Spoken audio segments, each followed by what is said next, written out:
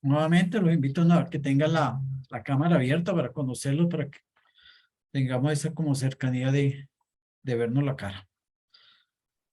Bueno, muy buenos días, apreciados estudiantes. Bienvenidos Buenos a días, esta. profe. Profe, a mí no me Buenos deja días, prender la profe. cámara. Tranquila, no hay problema los que no tengan esa posibilidad. Bienvenidos a esta primera sesión de e-learning de la unidad 1, en la tarea 2. La verdad, la gran mayoría, cerca del 92% presentaron la tarea 1. Hay algunos todavía estudiantes ausentes, otros que ni siquiera han ingresado a plataforma, pero la gran mayoría ya empezó a trabajar. Y confío en que esta tarea 1 también tenga esa disposición a continuar presentando. Como sabemos, la tarea 2, el tema es la ciencia económica, ¿cierto? Seguramente ya han podido adelantar alguna lectura del material de apoyo. ¿Dónde encuentro el material de apoyo? Quiero orientarme si saben bien dónde están las cosas. En el entorno de aprendizaje. Está en los foros de aprendizaje. ¿Dónde más? En los contenidos En las noticias En el del foro de curso. noticias del curso. También está material de apoyo. También lo comparten por los grupos que tenemos de Skype. En los grupos de Skype. Se lo has En compartido. el correo interno de En el correo interno.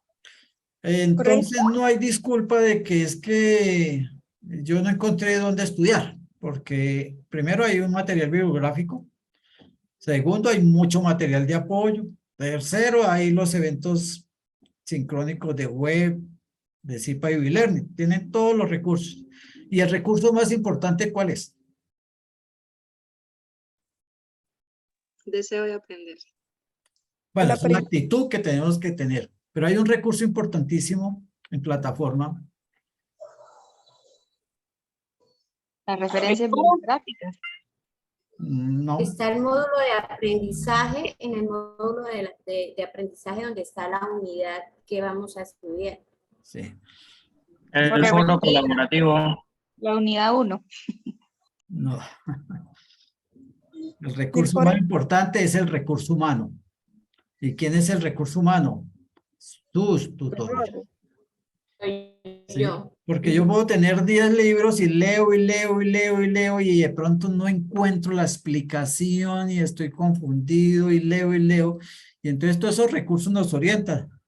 Pero cuando yo tengo esa confusión o esa duda de que estoy seguro de que entendí bien, pero quiero que alguien me oriente si efectivamente lo que estoy haciendo está bien, está el recurso humano, están los tutores. Y entonces por eso es tan importante que acudan a los tutores a través del correo interno o a través del foro de aprendizaje y decirle, mire, estos diagramas del flujo circular de la economía sí los entendí, me quedaron bien, y él le va a decir, están perfectos, o sea, hizo un buen aprendizaje, ¿sí?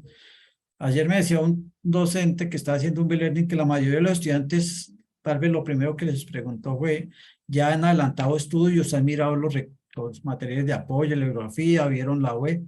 No, pero venimos a ver qué nos explica. Hay una diferencia grande entre yo llegar ya con un conocimiento previo, ¿sí? Que me va a completar el docente a decirle, no, yo me presento a saber. Es más, he tenido estudiantes que me dicen, profe, una pregunta, ¿dónde encuentro la guía? En el CIPA, que es lo último que casi hacemos ya para cerrar. ¿Dónde encuentro la guía? ¿Usted no ha mirado nada? No, profe, es que no he tenido tiempo. Le dije, llevamos 25 días y no ha tenido tiempo, está grave. Está grave. Entonces, nosotros tenemos recursos, pero el recurso humano es importante porque es el que nos puede orientar de forma sincrónica en los grupos de Skype. En cualquier momento podemos consultarlo. La mayoría de los docentes son de medio tiempo, pero tienen un horario, ya ustedes conocen la agenda de acompañamiento docente en los horarios que pueden consultarlo. Igualmente, de forma sincrónica, dejando los avances para que los retroalimente. Todos esos son como tips que tenemos que acostumbrarnos a tener esos hábitos porque es la manera más apropiada y más eficiente de adelantar el proceso. Yo siempre digo, a nosotros como docentes nos desperdician mucho. Siempre estamos todos los días esperando, pero encontrar avances, y miro mis foros, nada, nada. Y curiosamente, los últimos 3 días, lleno. Y ya uno no tiene muchas veces de revisar. Además, hay una circular del rector que dice que en los últimos 3 días no deberíamos hacer retroalimentaciones, porque han tenido tiempo suficiente los estudiantes para preguntarnos. No nos aparezcan a última hora, quienes a veces compartimos teléfono o WhatsApp. Ha habido casos de que el día del cierre a las 9:30 de la noche están preguntándome cómo hace esto, cómo hago aquello, el día del cierre. Bueno, les voy a compartir la pantalla de la presentación. ¿Ya la están viendo? Sí. Sí, señor. Bueno. Sí, señor. Recordemos los conceptos. ¿Por qué la economía es una ciencia social? Porque se ocupa de la manera como la sociedad, las personas administran los recursos. Esos recursos son escasos, limitados, ¿sí? No disponemos de recursos que sean absolutamente limitados, porque la tierra, la tecnología, la disponibilidad de aprendizaje, todo tiene sus límites. Los recursos naturales, la disponibilidad de tecnologías, todos son limitados. Entonces, ¿cómo yo con los recursos escasos que tengo los puedo administrar? ¿Para qué? Para satisfacer las necesidades que tenemos las personas, necesidades de bienes y servicios. Es una ciencia, obviamente, porque aplica el método científico. Tiene que investigar el porqué de las cosas para poder proponer soluciones a los problemas que se presentan. Porque siendo una actividad humana, es cambiante, ¿sí? Es dinámica. Y al haber ese dinamismo, hay muchísimos factores que se vienen presentando, algunos previsibles, otros no previsibles. Por ejemplo, ¿quién iba a pensar en el 2019 que a inicios del 2020 se iba a presentar una pandemia? Nadie. A pesar de que en la historia de la humanidad han habido pandemias, ¿sí?, que desordenan absolutamente todas las relaciones sociales, económicas, políticas en la humanidad. A pesar, pues la última pandemia fue por allá como en 1922 con la gripe española. Y entonces como que se nos olvidó que a veces pasan esas cosas y nunca estamos preparados. Y entonces eso exige 2 cosas. Primero, responder rápido para tratar de limitar un mayor daño. Segundo, es el efecto en las diferentes variables sociales, entre estos obviamente la economía. Y vimos cómo la economía, tal y como la veníamos disfrutando, se desbarató todito. Aún tenemos efectos y los vamos a tener en los próximos años en la economía de los efectos de la pandemia. Pero también puede ser por otros tipos, conflictos políticos que generan en guerras, como el que está pasando ahorita. Y en una economía globalizada, entonces los efectos se ven porque se extienden. Entonces, esos eventos hacen que cuando se presenta un problema, una situación de ese tipo económico, pues tenemos que investigar bien las causas, los orígenes, para tratar de, con los resultados de esa investigación, inmediatamente proponer algunos cambios, mejoras, soluciones. Por eso entonces se habla que es una ciencia, porque utiliza el método científico. Obviamente es social porque estudia al hombre y a sus comportamientos. Entonces recordar eso, la importancia. ¿Ustedes creen que hay alguna persona que sea ajena a la economía? ¿O a todos nos toca? A todos, desde un bebé, porque desde que nace empieza a consumir y a recibir beneficios por un servicio. Todos somos sujetos económicos, ¿sí? Absolutamente todos. Bueno, por ahí en el esquema me escribían a Jimena Gómez que la sacó el Bilén y no ha podido entrar. Esperemos que pueda volver a entrar. Entonces, todos somos sujetos económicos. De alguna manera, todos los días tenemos actuaciones económicas. Cuando tomamos el bus, eso es una actuación económica. Cuando compro algo en un comercio, por pequeño que sea, es una actuación económica que involucra a varios agentes, como lo vamos a ver. Cuando estoy trabajando, eso es una actuación económica. Cuando le proporciono, ¿todas las personas pagamos impuestos? Sí, señor. ¿De Sí, qué señor. forma? Por Sí, todo, señor. por la luz, por el agua, por... Bueno, la luz no es un impuesto, no pago un impuesto, pero sí hay una relación con el Estado, ¿sí? Al pagar la luz, por lo menos los estratos 1, 2 y 3, es que recibimos un subsidio, ¿sí? Hay una relación con el Estado, pero no es un impuesto, es pagar por un servicio. Los impuestos prediales, sí. Impuestos prediales, que son impuestos territoriales. Hay un Impuesto impuesto del que vehículo, parece, impuesto de casa, declaraciones de renta. sí, El IVA. quienes tenemos renta, tenemos patrimonio, ¿Cómo es? tenemos ese tipo de impuesto. Pero hay un impuesto que parece ser invisible y que todos los días estamos pagando. El IVA. El IVA. Todos los días compramos algo, así nos tomemos una gaseosa, estamos pagando IVA. Sí, todos los productos que están grabados es una forma de pagar impuestos día a día y en todo momento. Sí. Sí, o sea que nosotros tenemos mucha vinculación con la economía y con los otros. ¿Ustedes recuerdan los que estuvieron en la web? ¿Cuáles son los agentes de la economía? Las empresas, las La familias, familia y el Estado. Las el empresas, las familias y el Estado. ¿Sí? Ujú. Entonces, todos los días nosotros estamos interactuando. ¿Con quién? Con los otros dos agentes. Nosotros como familias, como unidades domésticas, pagamos impuestos todos los días. Todos los días le consumimos productos que producen las empresas. ¿Sí? Entonces, fíjense que lo importante que es la economía en todas las personas. Alguna vez una estudiante de regencia en farmacia, creo que aquí hay estudiantes de regencia en farmacia, ¿cierto? Sí, señor. Sí, señor. Me decía, es que estoy muy enredada con los temas y yo no sé para qué me enseñan economía si yo voy a estar detrás de un mostrador despachando medicamentos. Entonces yo le decía, usted no sabe la importancia que tiene usted en la economía.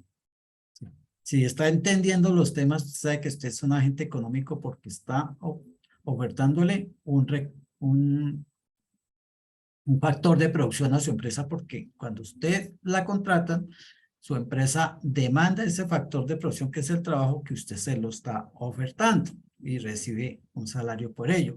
Cuando usted va a la tienda y compra, le ya todo el cuento de la importancia que tiene, y me decía, hombre, sí, decía, y usted a veces se pregunta por qué pasa esto, porque no ha entendido todos los conceptos de la economía, ¿sí?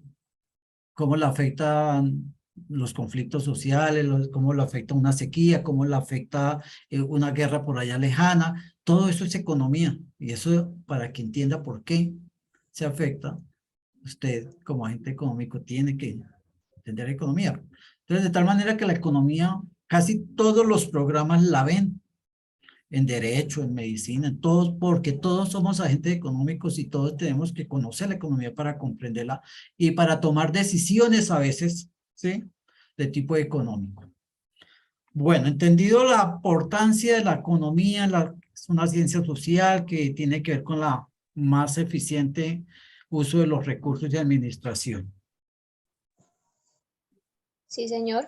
Y las tres preguntas básicas en toda economía es saber qué se produce en la economía, porque como tenemos recursos escasos, ¿sí?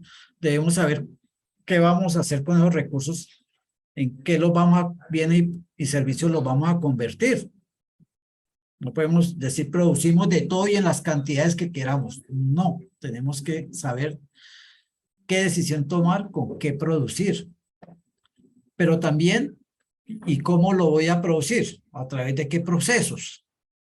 Y esa producción, una vez decidido qué, en qué cantidades, el cómo, a través de qué procesos, a quién va dirigida esa producción. Y ese es el gran problema que tienen siempre todos los gobernantes, porque hay diferentes enfoques. Hay unos que piensan que lo que tenemos que producir es, voy a hacer como un paralelo sin que eso signifique preferencias políticas por nadie.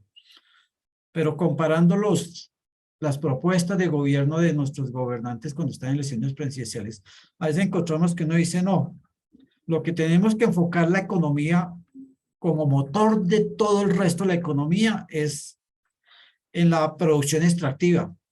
Es la que nos genera trabajo, dinero, ingresos, y a través de eso dinamizamos todo, pero el foco principal va a ser una propuesta de economía extractiva.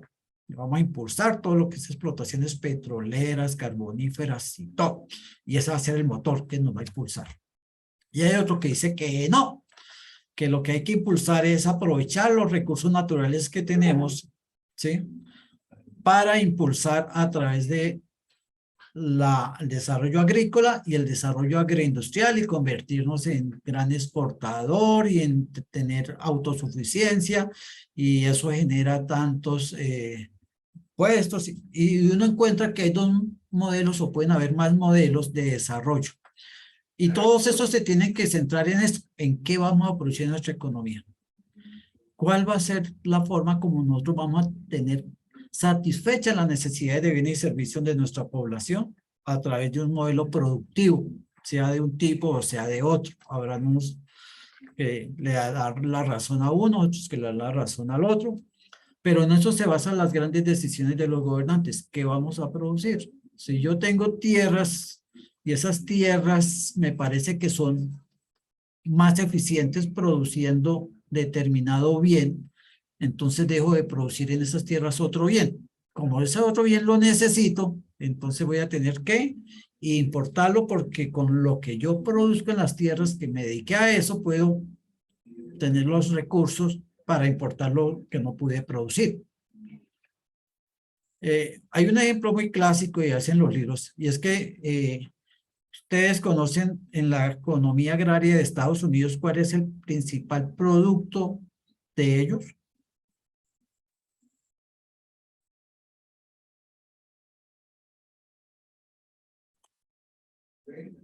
¿No saben?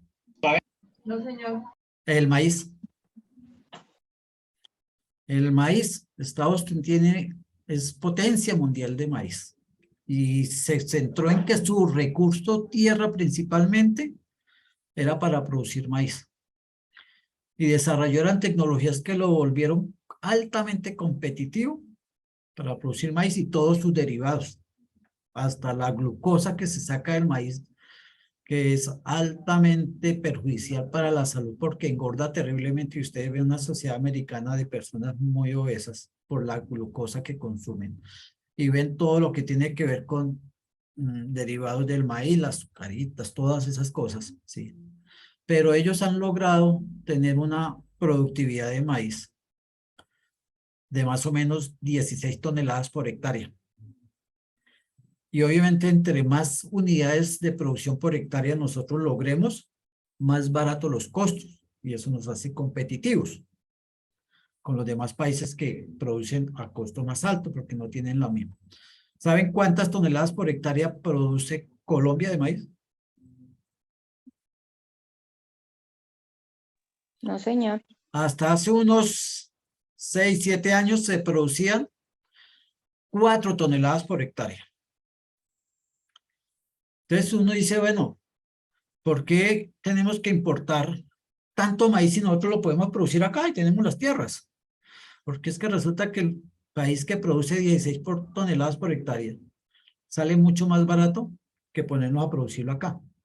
Y entonces a mí me dicen, yo voy a una tienda y me dicen, esta misma gaseosa vale 10.000 y esta otra vale 2.000. ¿Cuál compro? Pues la de 2.000 es la misma. Pues lo mismo pasa en el mercado mundial. El mercado de Estados Unidos es mucho más barato el maíz que en el mercado nacional. Entonces tengo que importar. De hecho, estamos importando cerca del 80% del maíz. Porque Estados Unidos tomó como modelo la eficiencia de sus recursos en un producto el cual genera consumo interno y excedentes externos para poder importar lo que no puede producir en sus tierras porque las tiene ocupadas produciendo maíz. Entonces, pueden ver el ejemplo de cómo yo decido qué producir. Segundo, ¿cómo? ¿Se refiere a qué? Al proceso de producción. Entonces, para hablar del proceso de producción, me voy a adelantar un poquito en esto. Tengo que saber cómo yo voy a combinar factores de producción para saber el cómo voy a producir. Y yo sé que ya habrán leído o habrán visto la grabación donde decía, son 4 los factores de producción: la tierra, el trabajo, el capital y la tecnología. Y yo tengo que decir cómo voy a combinar esos trabajos. ¿Cuál creen ustedes que sería en esos 4 la forma más eficiente nuestra para tratar de competirle al maíz? Bueno, de hecho, hasta hace 8 años eran 4 toneladas, ya llegamos a 8 toneladas por hectárea. Ya nos vamos acercando. Pero, ¿qué cree que si yo estoy cultivando maíz o tengo aquí las posibilidades de decir es que tenemos, porque el maíz de todas maneras es un elemento muy básico en la economía y en la canasta familiar? ¿Qué cree que para nosotros acercarnos más a la productividad de Estados Unidos tenemos que hacer en esos 4 elementos? ¿Qué harían ustedes? Implementar mejores Capital, tecnologías. capital. Lo que más necesitamos es el capital, Ma- las tecnologías. Entonces tenemos que mejorar capital. ¿Qué es capital? Maquinaria y Trabajo equipo. que ya no trabaja el campo. ¿Sí? Entonces Pero es que- tenemos que tratar de utilizar ¿qué? Una ventaja que tiene Estados Unidos es que la vemos aquí, por ejemplo, en el Valle de Cauca con el azúcar, es que son tierras fácilmente mecanizables, por lo planas.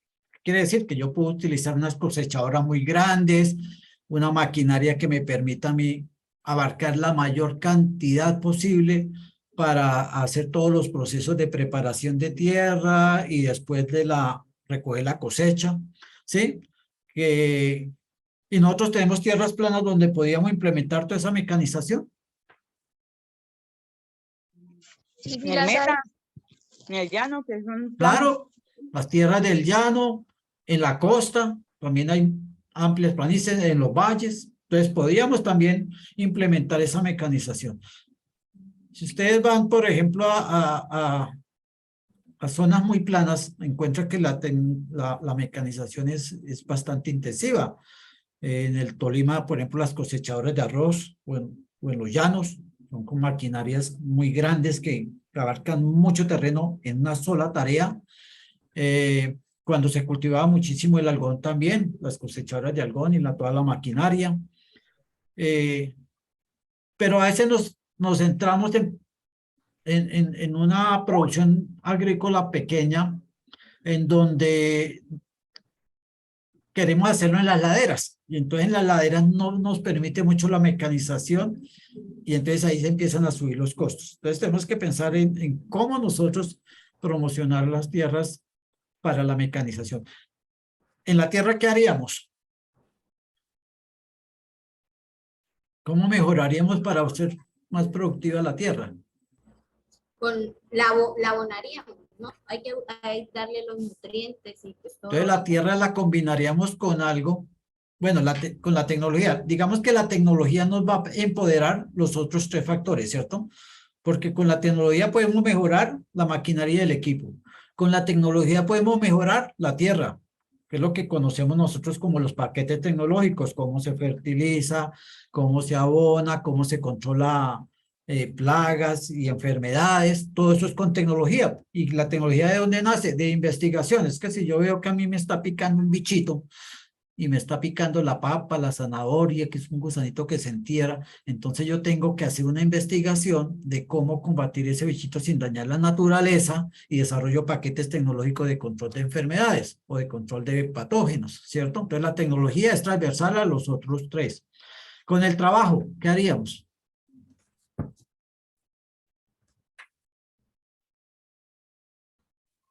Buscaría personas capacitadas para poder trabajar en la tierra. Bueno, eso sería como... Dar incentivos a la mano de obra. desarrollaríamos formación, sobre todo, no buscar personas capacitadas, sino capacitar a las personas, ¿sí? Para que se apropien de mejores técnicas de trabajo, ¿sí? Eso es lo que haríamos, cualificar el recurso humano. ¿Sí? Lo que ustedes están haciendo con los profesores de formación es que se están cualificando, mejorando las cualidades en conocimientos. Entonces tendríamos que cualificar. No es lo mismo que yo le diga a alguien, vea, vaya y míreme, ¿qué le puedo hacer ejecutivo? Que es que yo lo veo como decaído, ¿sí?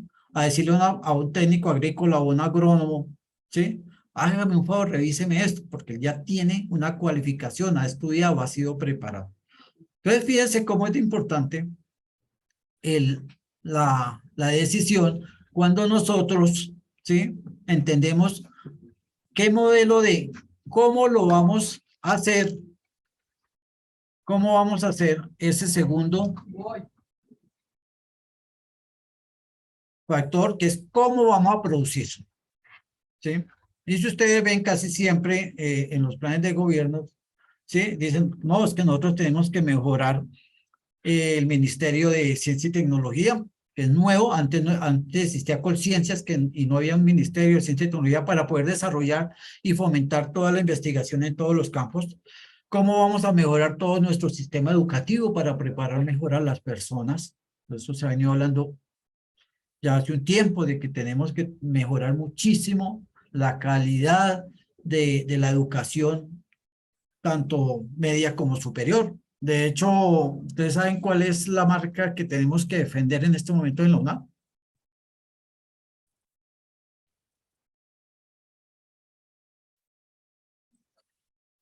Ustedes ven un loguito aquí arriba en la presentación al superior derecha, ¿cierto? De la Sí, UNAM. señor. Y dice Señor. acreditada en alta calidad. Alta calidad. Eso significa que el ministerio hizo una visita exhaustiva a todos nuestros procesos académicos y dicen, la educación que ustedes están impartiendo ahí es de alta calidad. Y eso es una garantía para todos ustedes, porque significa que están recibiendo una educación de alta calidad que los va a cualificar. Y recordemos que ustedes son un factor de producción, ¿no? Todos los que trabajamos somos factores de producción, factor trabajo. El tercero es para quién producir. Entonces nosotros tenemos que mirar cuáles son las necesidades y tenemos que mirar, ¿sí? ¿Para quién vamos a producir? ¿Para nuestro consumo interno o vamos a producir excedentes para intercambiar con el mundo? Porque ningún país es autosuficiente. Todos los países tienen que generar en lo que sean más eficientes produciendo a través de de haber resuelto las dos primeras preguntas, ¿sí? ¿Qué necesita el mundo y cómo nosotros vamos a producir excedentes para tener los recursos necesarios de traer lo que no podemos hacer por la escasez de recursos? Y eso le da sentido al comercio internacional. Cuando yo tengo excedentes, ¿sí? Quiere decir que yo voy a exportar. Cuando yo exporto, ¿qué obtengo? Un país que exporta, ¿qué tiene? ¿Qué recibe por las exportaciones? ¿Ingresos? Sí, Ingresos, ingresos. claro. Se llaman dólares.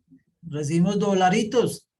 Y esos dolaritos, quienes estudian economía más adelante van a ver en macroeconomía lo que es la balanza de pagos, que es que todos los países deben llevar como una especie de contabilidad de los dólares que salen y los dólares que entran. Y eso me diera un saldo. Si yo importo mucho, tengo que pagar en dólares, ¿cierto? Si yo pago una deuda externa alta, tengo que pagar en dólares. Entonces, esas son salidas. Los estudiantes de contaduría me van a entender cómo es eso de los ingresos y los egresos para tener un resultado. Pero cuando yo exporto, me entran dólares. Cuando yo tengo remesas que envían las personas que están en el resto del mundo hacia Colombia, me ingresan dólares. Entonces, yo sumo y resto. Y si de esa suma y resta me da negativa, ¿sí? Pasan dos cosas. Uno, las entidades internacionales de crédito nos califican mal. Como si cuando uno en el banco vive a toda hora en sobregiro, ¿sí? Nos van a calificar mal financieramente. Dos, no voy a tener plata de respaldo para pagar las importaciones. Y entonces los países me empiezan a decir, no le compro, ¿sí? Digo, no le vendo, porque no va a tener con qué. Su balanza comercial, su balanza de pago no tiene dinero. No le vendo, ¿sí? Entonces es importante nosotros tener excedentes exportables en todos los sectores de la economía agrícola, pecuaria, industrial, de servicios, todo. Si yo voy y dicto una conferencia a Estados Unidos, ¿sí? Ahí me pagan en dólares y eso entra en esa contabilización nacional.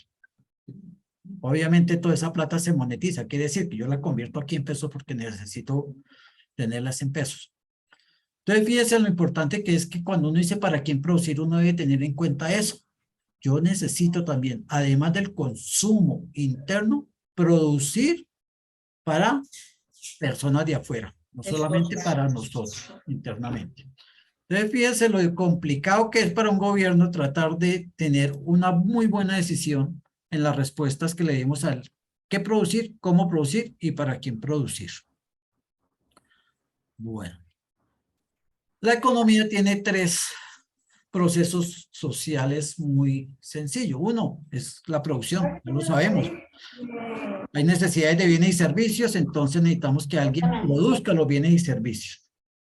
Hay necesidad de estas relaciones sociales de distribución de los bienes y servicios. ¿Por qué? Porque hay que llegárselas a quién, a las personas. Entonces viene la otra actividad que es el consumo. Entonces en producción, ¿quiénes están? Digamos que todas las empresas. En consumo, ¿quiénes están? Todas las personas. Entonces ahí vemos, ¿sí? Pero hay un canal que es el de distribución que se da en medio de esas dos. Y esos son, digamos, como los tres elementos básicos de la economía. Eso lo hemos visto siempre, pero no lo habíamos visto desde la óptica de los conceptos económicos. Sí. Bueno. Saltándome también un poquito, pues entonces ya recordemos que los tres agentes de la economía que intervienen para que funcione la economía es familias, empresas y Estado. Recuerden que toda esta slide de la presentación tienen unos videitos aquí abajo para que después lo vean, igual que con la web, cuando se les comparta la grabación de este e-learning, también se les va a compartir la respectiva presentación para que puedan tenerla como material de estudio y para que también puedan ver los videitos que vienen ahí. Bueno, nosotros en la tarea, ¿cuáles son los tres aspectos que vamos a tocar?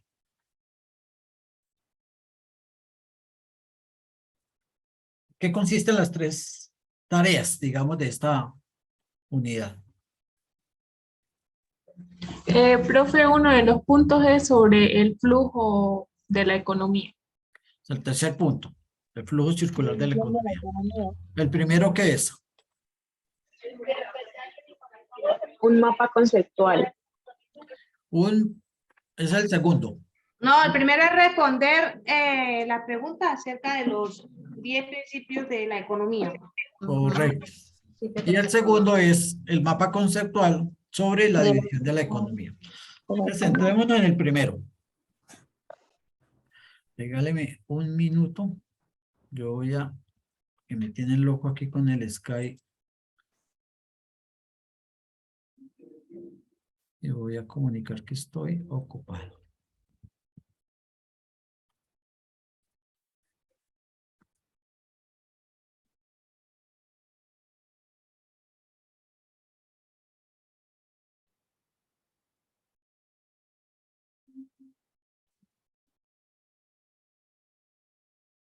Listo.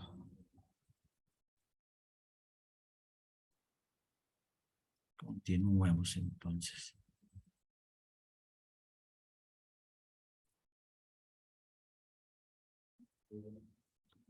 Recuerdan esto de la web, ¿cierto? La tablita de los 10 principios de la economía. ¿Han leído el anexo 1? Sí, señor. Perfecto. Ahí están explicados de forma pues mucho más profunda, más técnica. Y yo voy a hacer una especie de resumen de los 10 principios. Quienes no han leído el anexo, yo les sugiero leerlo y que no se queden solamente con la explicación que vamos a hacer aquí muy resumida de los 10 principios. Los 10 principios de la economía son principios que rigen para que la economía funcione o cómo la economía funciona. Y se marcan en 3 grupos. Primero es la manera en que nosotros como agentes económicos tomamos las decisiones. El segundo grupo es la manera como actuamos en la economía, y el tercero es cómo la economía en su conjunto tiene unos aspectos importantes que se basan en eso el funcionamiento. En el primero, las decisiones de los individuos de tipo decisión económica. Primero es que siempre estamos enfrentados a disyuntiva. Disyuntiva es que hago esto o hago aquello. Compro esto o compro aquello. Me empleo con esta empresa o me empleo con aquella. Estudio esta carrera o estudio en aquella. Estudio, dedico tiempo a estudiar o me dedico tiempo a trabajar. ¿Sí? Siempre vamos a estar, se nos van a presentar desde el punto de vista económico esas disyuntivas. Y ese es un principio que nadie se escapa de ese principio. ¿Sí? De tal manera que entendiéndolo como principio es algo que a todos nos pasa y que todos debemos tener en cuenta. Segundo, que en el marco de esa disyuntiva nosotros tenemos que tomar decisiones, así lo dice el nombre de este grupo, de estos 4 primeros principios, tenemos que tomar decisiones. Y cuando nosotros tomamos una decisión por una de 2 alternativas, siempre va a haber un costo. Siempre va a haber un costo en la decisión que dejamos de tomar. ¿Sí? Si yo digo, yo tengo que matricular los 4 cursos en este periodo, ¿sí? Pero es que hay un concierto que yo siempre lo he estado esperando. ¿Y qué hago? ¿Dejo de matricular un curso para ir al concierto o matriculo los 4 cursos? Porque la entrada vale 300 algo y eso es lo que me cuestan los 3 créditos del curso. Primer principio, me enfrento a disyuntivas. Segundo principio, cuando yo tomé la decisión, voy a sacrificar algo. Tomé la decisión de irme para el concierto, bueno. ¿Qué sacrifiqué? Avance en mi estudio. Y después me toca de todas maneras pagar para ver ese curso. No, decidí mi estudio primero. Entonces, ¿qué sacrifiqué? El placer de ir al concierto. ¿Cierto? Y eso se llama, lo van a ver por ahí en las lecturas. ¿Alguien me puede de pronto decir cómo se llama eso en términos técnicos económicos? Costo de oportunidad. Que El siempre estamos costo, comparando los costos y beneficios. el costo de oportunidad. Básicamente es el nombre técnico del concepto. El costo de oportunidad. El costo de oportunidad es el valor de aquello a lo que renunciamos al tomar una decisión por otra decisión diferente. Ese es el costo de oportunidad que siempre nos hablan en economía. ¿Sí? Y ese es el segundo principio. Como siempre vamos a estar en disyuntiva y siempre vamos a tener que tomar una decisión, entonces siempre vamos a tener un costo de oportunidad. Tercero, las personas racionales piensan en términos marginales. Y cuando miramos el vocabulario económico, el término marginal significa esa utilidad adicional que logré al hacer algo. Y yo digo que esa utilidad, aplicando la economía, uno siempre tiene que pensar racionalmente. El término nos dice, las personas racionales piensan en términos marginales. O sea, que cuando yo siempre estoy pensando en eso que voy a ganar adicional, estoy haciéndolo de una forma racional. ¿Se acuerdan del ejemplo que coloqué en la web sobre ese?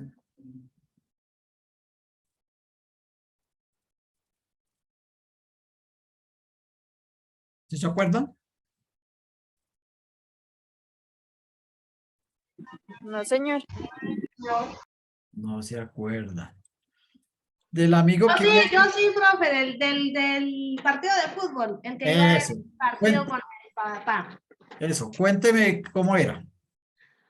Que el muchacho iba a ver, compró una boleta para ver el partido con su papá, que él anhelaba ver el partido con el papá, pero cuando fueron a ingresar, él estaban comprando la boleta como en 400.000 pesos, casi 4 veces más de lo que le había costado.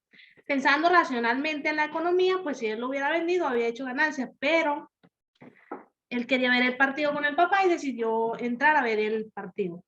Sí, bueno, le falta un pedacito y es que él había comprado unas boletas como en 200.000 pesos, las 2 boletas. Pero cuando llegó al estadio, las boletas se habían acabado y había mucha gente tratando de buscar boletas. Entonces alguien se le acercó y le dijo, mire, ¿boletas para dónde tiene? Dijo, no, yo tengo para allá, para Oriental Superior y no sé qué. ¿Sí? Digo, esas son de 200.000, le doy 500.000 pesos por cada boleta. ¿Sí? Y él dijo, decisión racional, términos marginales. Es que me voy a ganar 300.000, esta es la marginalidad, la ganancia adicional que yo pudiera tener a la inversión que hice de 200.000, la había podido convertir en 500.000 y me ganaba 300. Pero él no pensó en términos racionales. Pensar en términos racionales es decirle, tome, son suyas. Chao, y camine a ver el partido por televisión, papá. Así de sencillo. Y así tienen uno que tomar las decisiones en economía. Administradores de empresa. Así tenga que sacrificar algo. Sí, como el objetivo de la empresa es ¿cuál? Tener una eficiencia económica. Tienen que pensar en términos racionales por esa principio de marginalidad que van a tener. Obviamente él no privilegió la racionalidad económica, sino la decisión de haber invitado a su papá a ver el partido y entraron a ver el partido. Pero uno de las empresas a veces tiene que tomar esa decisión. Aparece una máquina que me hace el empacado que antes me hacían entre 4 personas. Y yo me puse a hacer las cuentas y digo, esta máquina la puedo pagar en 4 o 5 años y me sale más barato que 4 o 5 años el sueldo de esas 4 o 5 personas. Término racional en términos marginales. Me da mucha pena. Compramos una actualización tecnológica, una máquina, y tuve que despedir a 4 empleados. Porque el objetivo mío es que la empresa tenga una eficiencia económica. ¿Sí entienden el concepto? ¿Sí? Sí, Que señor. las personas, ¿sí?, piensan en términos racionales para lograr la marginalidad. El último principio de este primer grupo es que nosotros respondemos a incentivos. Y cuando respondemos a incentivos, entonces nosotros estamos tomando decisiones. Recuerde que este grupo se llama tomar decisiones.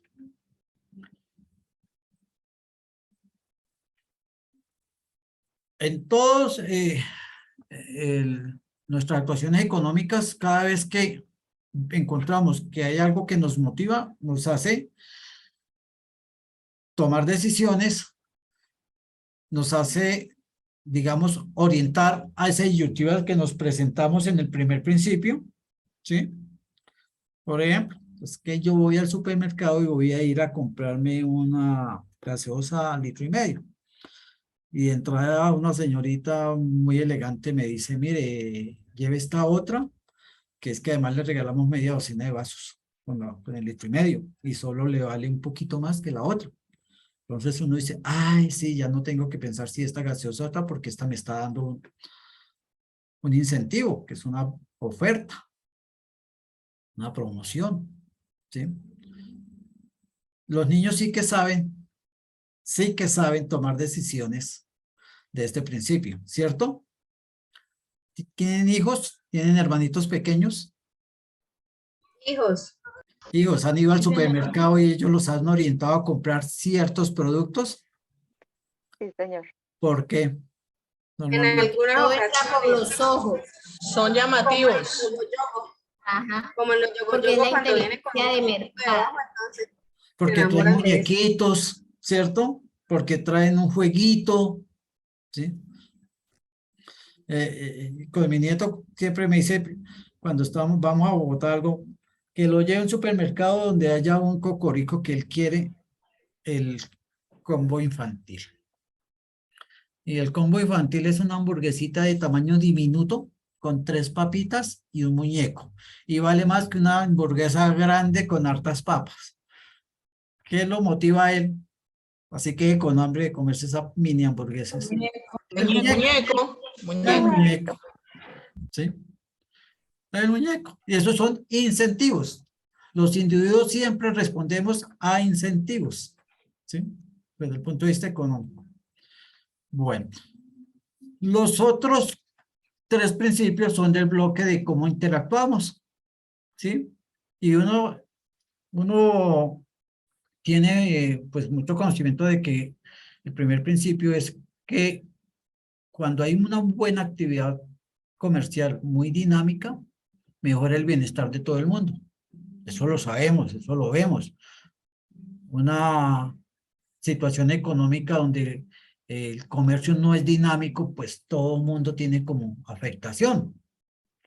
Entonces, ese es un principio pues muy lógico, muy básico, lo entendemos y sabemos que interpretar que siempre estamos tratando de tener unas situaciones y un ambiente económico en donde el comercio sea muy pujante porque eso le da bienestar a todo el mundo. El siguiente es que los mercados son un buen mecanismo para organizar la actividad económica. Por eso como principio de actuación en la economía, tratamos primero de organizar el mercado por sectores. Entonces, por eso existe, y eso lo van a ver de pronto los de administración, lo que es la clasificación CIU. También creo que también los contadores, porque ellos manejan eso de la clasificación de los bienes y servicios que se producen. Por eso se organizan ferias comerciales, por eso se organizan gremios, por eso existe FENALCO, por ese principio, porque los mercados siempre son un buen mecanismo para organizar la actividad económica. Y esa organización de la actividad económica también la facilita el Estado para tomar decisiones políticas y económicas para mantener la estabilidad y mejorar la estabilidad de un país. El séptimo principio es que los estados pueden mejorar a veces los resultados del mercado. Los mercados tienden a estar en equilibrio, casi todo lo que se produce se consume y de ese equilibrio sale el precio. Pero a veces hay factores que desestabilizan el mercado y se pierde el equilibrio del mercado. Normalmente él mismo vuelve a su nivel, pero cuando no vuelve a su nivel o cuando causa algún efecto negativo en la economía, una distorsión del mercado, una falla en el mercado, ¿sí? Pues nos va a afectar. Y es donde el Estado tiene que buscar la manera de volver a mejorar los resultados de ese mercado. Ejemplos de esto podría decir que a veces cuando en el mercado existen existen diferentes tipos de mercado. Está el mercado, el monopolio, que es donde hay una sola persona que ofrece un producto y demasiados demandantes, ¿sí? Hay mercados que se llama también oligopsonio, otro que se llama oligopolio, que el oligopolio es poquitos oferentes y muchos demandantes, muchas personas comprando. Y hay el mercado de competencia perfecta, donde no hay dominio de ninguno de los dos agentes del mercado, que son los que demandan las familias y los que ofertan, que son las empresas. Ustedes vieron en noticias hace unos años que en un mercado de oligopolio, como fue el de los pañales, o también en el caso de los cuadernos, se presentó una distorsión en el mercado. ¿Recuerdan algo de eso? Sí, señor. Claro, profe. ¿Qué pasó? Que ellos se pusieron de acuerdo para subir los precios todos. Entonces, si eran 3 o 4 fábricas y todos subieron los precios, los muchísimos demandantes compradores se afectaron, porque ya no tenían la posibilidad de decir, es que este subió, le compro el otro que está más barato. No, porque todos le subieron y a todos nos tocó pagar. ¿Qué hizo el gobierno, el Estado? Pues entró a intervenirlos para mejorar el resultado del mercado y no se afectara el bolsillo de las personas, ¿cierto? ¿De qué otra forma el Estado puede mejorar? Cuando un producto se escasea por X o Y motivo, él tiene que tomar decisiones de tipo político, que son las políticas económicas, para tratar de volver una escasez de un producto por efecto climático, una escasez de un producto por efecto de una circunstancia mundial. Hace unos 15 años, 20 años, ocurrió un caso bien curioso en el país. De un momento a otro se empezaron a desaparecer todas las tapas de las alcantarillas metálicas. Se robaban las rejas de los antejardines metálicas. Todo lo que fuera metálico se empezó a desaparecer. ¿Y qué pasó? ¿Por qué están recogiendo en la calle? Alguien se está robando todo lo que tenga que ver con metálico, con hierro. ¿Sí? Descubrieron que el mercado de chatarreros estaba demandando muchísima chatarra porque había una posibilidad grandísima de exportar chatarra a China. China en un momento dado que despegó su economía capitalista, demandaba muchísimo hierro para todas las obras de infraestructura que tenían. Sabemos que el hierro es un material de construcción y su producción interna no daba. Entonces empezó a importar chatarra para convertirla en acero y en materiales de construcción con base de metálica. Y por eso todo el mundo, o sea, el precio de kilo de chatarra se incrementó como por 5 veces. Entonces, pues, imagínense esa oportunidad, todo el mundo que podía vender cualquier cosita y sobre todo los habitantes de la calle eran los que más contribuían a eso. ¿Qué le tocó al Estado? Entre otras cosas porque sabemos que nosotros consumimos chatarra para nuestras siderúrgicas, porque también necesitamos producir materiales de construcción. Y entonces, ese fue el otro efecto, que empezó Siderúrgica Paz del Río, que funcionaba en ese entonces, a bajar la producción de varillas, de hierro, de puntillas, de todos los materiales de construcción, ¿sí? Y nuestra industria se empezó a estancar. Es un mercado. Entonces, el Estado sencillamente llegó y dijo, no, tenemos que evitar que salga del país porque se nos desabastece, porque se nos está presentando un problema social, y sencillamente le puso un impuesto a las exportaciones. Normalmente las exportaciones no tienen impuestos, porque eso sería limitar un beneficio, que es exportar. Pero le tocó llegar y ponerle un impuesto a la exportación para volverlo más caro y hacer menos atractivo ese negocio. Este es un ejemplo clásico de cómo los estados pueden intervenir en los resultados del mercado para que vuelva a su estabilidad y no afecte a nada. El último bloque de cómo funciona la economía en su conjunto, ¿sí?, tiene que ver con que el nivel de un país depende de su capacidad de producir bienes y servicios. Es algo obvio. El nivel de vida de Venezuela es porque perdió la capacidad de producir bienes y servicios. Y sabemos cómo han sufrido. ¿Por qué la perdió? Aquí al margen del principio, la perdió porque es que Venezuela se fundamentó su economía en la industria extractiva del petróleo durante muchísimos años. Y vivía del petróleo, era uno de los primeros países productores de petróleo en el mundo. Y eso le permitía que el 80% de su Producto Interno Bruto de la producción nacional, ¿sí?, era con el petróleo. Y le permitía que no tenía la necesidad de tener industria propia, producción agrícola propia, porque todo lo podía comprar porque tenía los bolsillos llenos. Y todo lo importaba y lo compraba del exterior, tenía los dólares suficientes para comprar todo y decirle a la población, ustedes no se maten trabajando, que nosotros compramos y le vendemos muy barato, no produzca. De un momento a otro los precios del petróleo se cayeron y se acabó la plata en el bolsillo. Y Venezuela no tenía un aparato productivo fuerte, establecido, con que responder a las necesidades. Eso fue lo que le pasó. Entonces, si no tenían la capacidad de producir bienes, pues el nivel de vida se cayó. Por eso es que este principio dice que el nivel de vida de un país depende de que tengamos la capacidad de producir bienes y servicios. Yo criticaba mucho a las personas que decían, nos vamos a volver como Venezuela.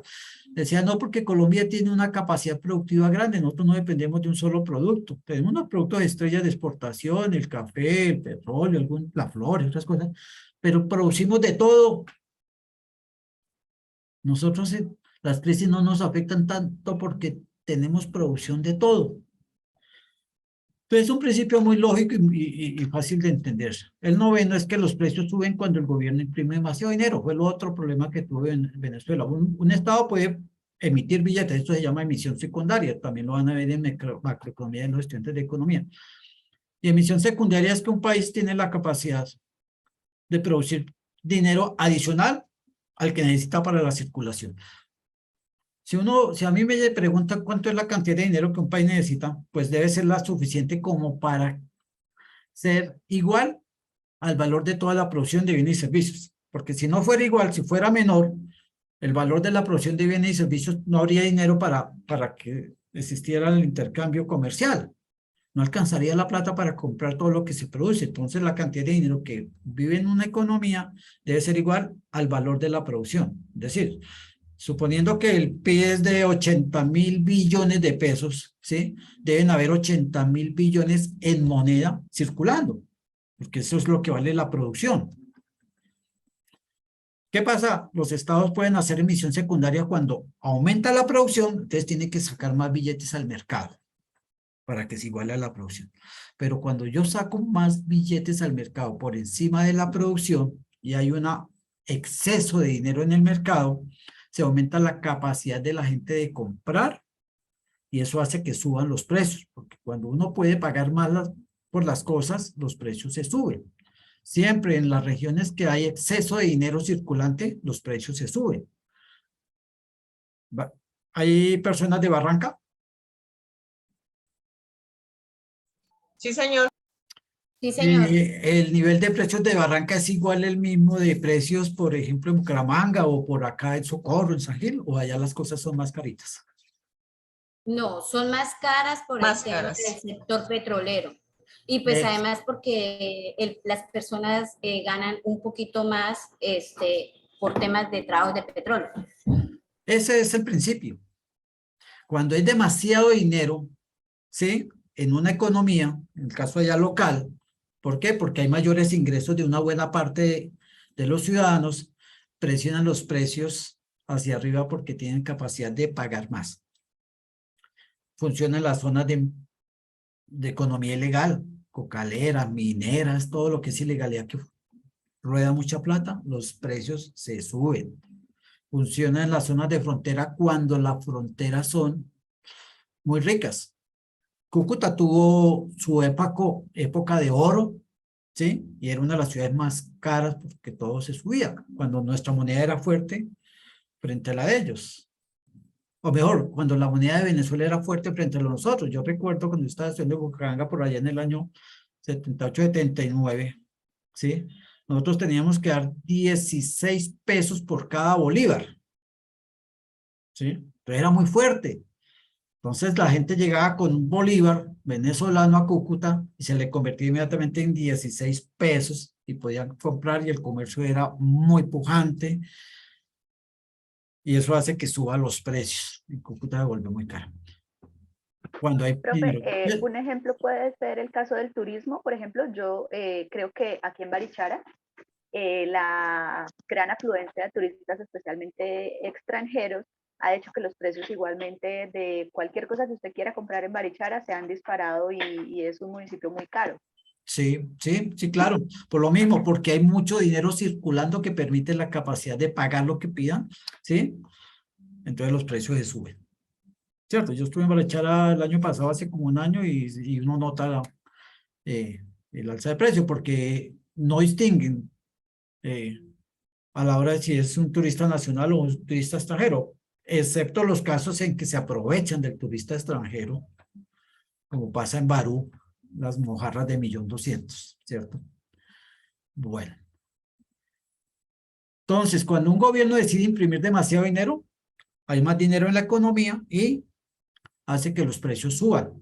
Venezuela trató de tapar esa falta de dólares, petrodólares que los llamaban, que dejaron de ingresar porque se cayeron los precios del petróleo, ¿sí? Trató de cubrir ese déficit en la economía imprimiendo dinero. Y cuando yo tengo poca producción, que debe responder a poca dinero en la economía, ¿sí? Y me dedico a imprimirlo sin el respaldo de la producción, los precios se disparan. Y vimos cómo la inflación se disparó a una hiperinflación, que es el término técnico, cuando se dispara al 1.000, 2.000, al 1.000.000% llegó. Lo que yo compraba un pan en términos de pesos de 1 peso se volvió en poco tiempo a comprar un pan en 1.000.000 de pesos. Te dirán, pero eso es imposible, ustedes no podrían vivir. No, porque entonces dicen, lo convierten la moneda. Lo que valía antes 1 peso, ahora vale un billete de peso, lo convertimos en un billete de 1.000.000. Pero era tan acelerado eso que la gente cada vez iba perdiendo otra vez terreno y tenían que volver otra vez a a imprimir más dinero y a recambiar los billetes y ya la gente andaba, ustedes se acuerdan cuando llegaron los primeros venezolanos en unos años que llegaban con unas maletadas de bolívares grandísimas porque era muchísimo dinero, pero aquí era muy poquito ese dinero, esa cantidad de física de billetes. Y el 10º principio tiene que ver con que la sociedad se enfrenta siempre a una disyuntiva a corto plazo entre la inflación y el desempleo. Tiene que ver con este mismo conjunto.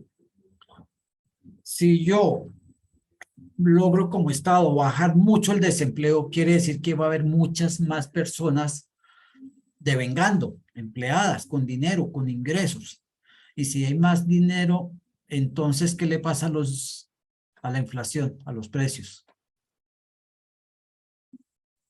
Suben. Suben. Fíjese cómo Porque se tiene supone que todo el mundo tiene dinero para pagar los servicios, porque todos están trabajando. Fíjese que tiene relación con el anterior principio, que sabemos que cuando aumenta esa capacidad adquisitiva de las personas, los que tienen más dinero, ¿sí? Entonces nos suben los precios. Y eso hace que la inflación, subir precios es inflación, hace que la inflación se dispare. Y no es bueno para la economía, porque se vuelve una espiral de que suben los precios, la gente le alcanza para menos, ¿sí? Pero no todos, esa subida de precios no solamente benefician a los nuevos empleados, sino a todos los que ya estaban antes que se le van a subir los precios, ¿sí? Entonces el gobierno tiene que tener mucho cuidado en ese equilibrio que hay en manejar los índices de desempleo y los índices de inflación, para que no se afecten de todas maneras el conjunto de la sociedad. Son 10 principios muy sencillos que a todos nos tocan, que a todos los conocemos, que todos los hemos visto y tal vez no lo habíamos visto desde la óptica de la teoría económica. Segunda tarea. El mapa conceptual. El mapa conceptual de la división de la economía también es muy sencillo. Antes que todo, ustedes vieron en noticias del curso que al material de apoyo que coloqué inicialmente, ahora coloqué uno más, y es un modelo de un mapa conceptual. Obsérvenlo, tómenlo como ejemplo, por favor, para que les quede bien hecho el mapa conceptual. Este que ven no es un mapa conceptual.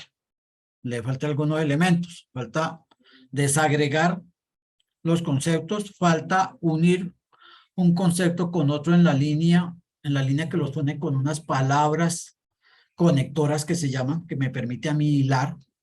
Voy a un momentico a tratar de mostrarles una imagen de lo que es un mapa conceptual.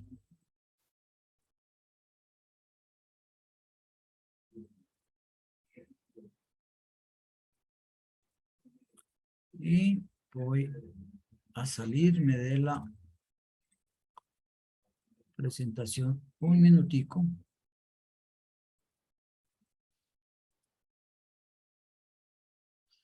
¿Ya lo ven? Sí, señor. Este es un mapa conceptual de un concepto que se llama mapa conceptual. Entonces, ¿qué me dice a mí?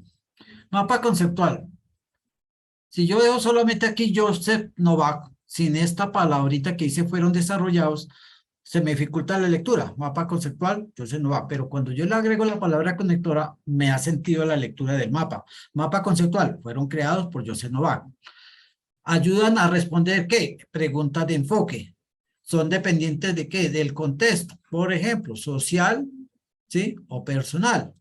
Entonces, fíjense que cada línea tiene una palabra conectora que me permite a mí hilar la lectura y comprender la lectura. Si yo eliminara todas estas palabritas que están en las líneas conectoras, sería mucho más complejo entenderlo.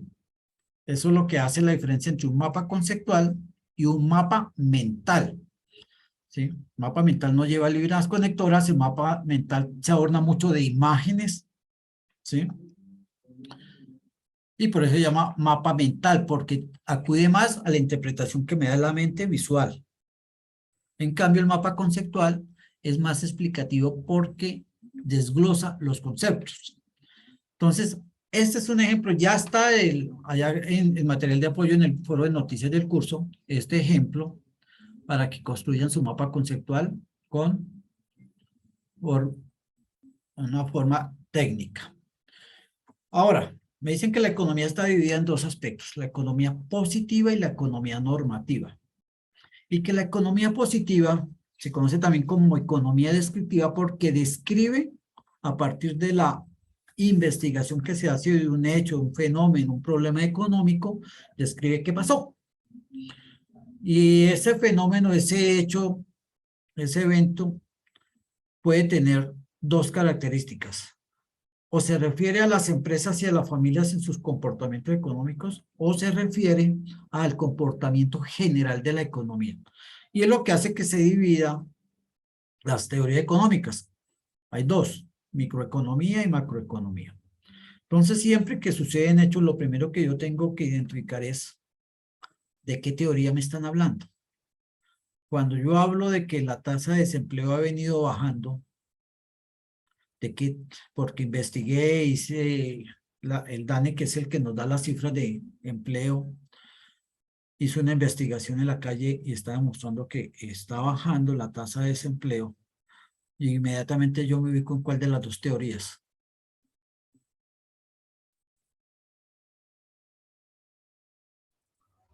¿Micro o macro? ¿Cuál? Economía normativa. No. Estoy hablando de que un hecho como es que el DANE investigó que el desempleo ha venido bajando, ¿sí? Esa investigación es lo que me describe a mí y me ubica en la economía positiva. Estoy describiendo un hecho basado en una investigación que hice. Pero yo tengo que decir, ¿y esto de qué teoría es? Este cuento de que el desempleo va bajando, esa investigación. La microeconomía. Bueno. De las estadísticas. De la macroeconomía, porque es un estudio acerca del país, se podría decir. Lo acabé de decir. Las teorías responden a hechos, fenómenos, problemas que suceden a nivel de empresa o familia o a nivel del conjunto del país. Y cuando yo investigo sobre el desempleo del país, ¿sí? Claramente estoy hablando que es de macroeconomía. ¿Cierto? Porque los indicadores que nos da el DANE, que a principio de mes todos los sale el director del DANE y ustedes ven por las noticias, el desempleo en el país tuvo el siguiente comportamiento. Y luego se va a regiones. La región que más contribuyó con desempleo, la que menos, y lo mismo hace también con otro indicador. Si él me estuviera hablando de que la inflación va subiendo y que ya vamos casi en el 11%, ¿a cuál teoría es? Micro. ¿La inflación es para una persona o para una empresa? ¿O es el dato de la inflación del país? Es para la misma, para macroeconomía. Para macroeconomía. Por eso lo primero que yo tengo que entender que es de qué se ocupa cada una de las dos teorías.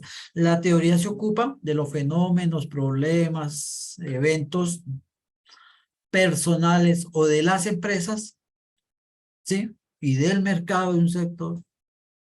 Es microeconomía. Pero cuando son agregados nacionales, como la tasa de inflación, la tasa de interés que corre para el país, las cosas que tengan que ver con el tipo de cambio, el desempleo, esos son agregados nacionales, son cifras para el país porque afectan a todo el país. Yo no puedo, si bien está compuesta por, hay zonas que tienen más inflación, son menos inflación, pero para el país, ¿sí? Es un agregado nacional. ¿Sí? Entonces, todo hecho que sucede se investiga y lo describimos. Por eso se llama economía descriptiva, la economía política. Segundo, lo caracterizamos si corresponde a microeconomía o macroeconomía. Pero las cosas no pueden quedar ahí. Decir, sí, es un hecho, la inflación es un hecho macroeconómico y la estamos viviendo. ¿Sí? Incluso la investigación me dice que la estamos viviendo es porque tenemos una alta evaluación, el dólar está por encima de los 4.000, entonces todo lo que nosotros importamos llega más caro, materias primas, insumos, productos ya terminados, y esto encarece la economía. Además estamos viviendo una ola invernal que hace que disminuyan en muchos sectores productivos Por ejemplo, ustedes sabían que el invierno no es muy bueno para la producción de leche porque las vacas cuando hay mucho invierno, el pasto, que es lo que ellas se alimentan, está muy hidratado y entonces la producción de leche baja. Y si baja la leche, se escasea, el precio sube. Así de sencillo. Entonces sabemos cuáles fueron las causas de la inflación y listo, eso me dijo la investigación económica A mí tampoco. y sé que es de la teoría macroeconómica. Y ya, me quedo ahí. ¿Qué sacamos con saber que sí tenemos una inflación que ha venido subiendo y que nos está golpeando mucho? No, existe la economía normativa. ¿Para qué? A través de una política económica tratemos de solucionar el problema, porque es un problema. El desempleo es un problema. La inflación es un problema. ¿Sí? La devaluación es un problema. Entonces tenemos que los estados, a través de la economía normativa, que la economía normativa se define como cómo deben ser las cosas. Entonces a mí me dice la economía normativa que las tasas de desempleo deben estar bajitas. No en cero, de pleno empleo, porque ya sabemos que cuando aumenta, por un principio que acabamos de ver, cuando aumenta el empleo, hay más plata y nos presiona la inflación. Pero que bajita, debe estar en 5, 6, 7%. Es como la economía debe ser, porque ustedes en los libros van a encontrar que la economía normativa dice, es como la economía debe ser. O sea, para que esté bien una economía, así debe ser. Ciertos indicadores, el desempleo, la inflación, las tasas de cambio, las tasas de interés, así deben ser. Pero cuando no son así por efectos de fenómeno o algo, entonces se recurre a la política económica. En pandemia se nos presentó la caída de la producción industrial porque nos confinaron, limitaron el comercio, limitaron los servicios y eso generó desempleo, generó recesión económica porque se cayó la producción del país, ¿sí? Y ese desempleo significó que la gente no tuviera ya ingresos. Hubo sectores como el sector de la diversión que se afectó muchísimo porque se cerraron todo lo que fueron restaurantes, discotecas, sitios de diversión, todo.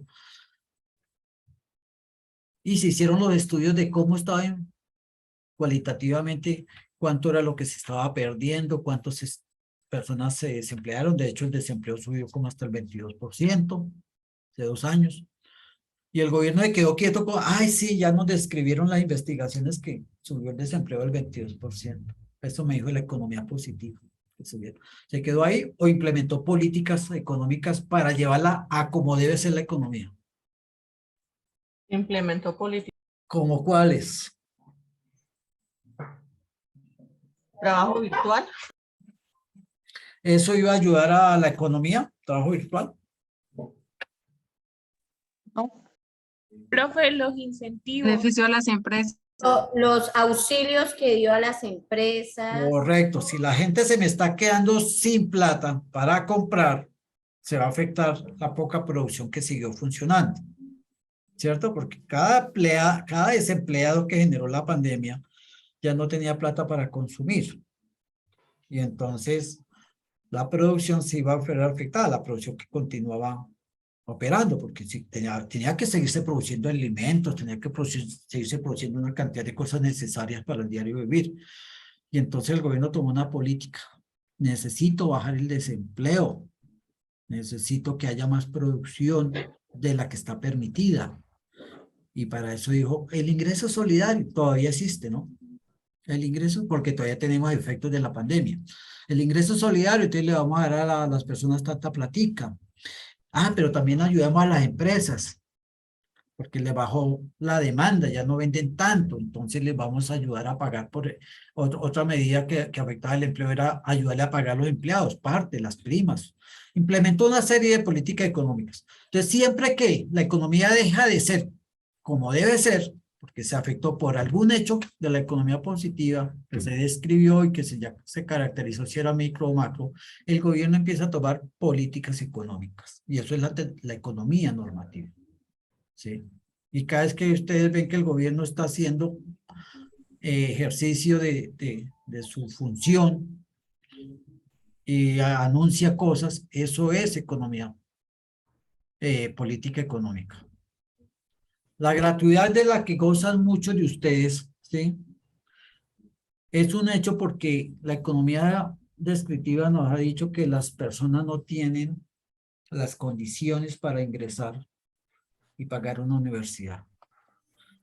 Y que si yo tengo una política, ¿de acuerdo? Cualificación del factor de producción trabajo, necesito que el país progresa en la medida que la gente se capacite y se cualifique para ser un país más productivo. Recuerda que dijimos que todos los factores tenían que mejorarse, que había formas de mejorar y cualificar a las personas, educándolas más, capacitándolas más para ser más productivos y competitivos en el mundo.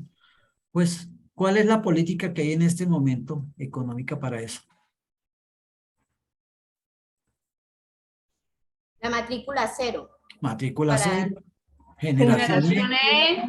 Correcto. Esas son las políticas económicas que buscan llevar a cómo debe ser la economía. La economía debe ser una economía que beneficie, que ponga a la gente más competitiva, más productiva, para que nuestra economía sea económicamente más saludable.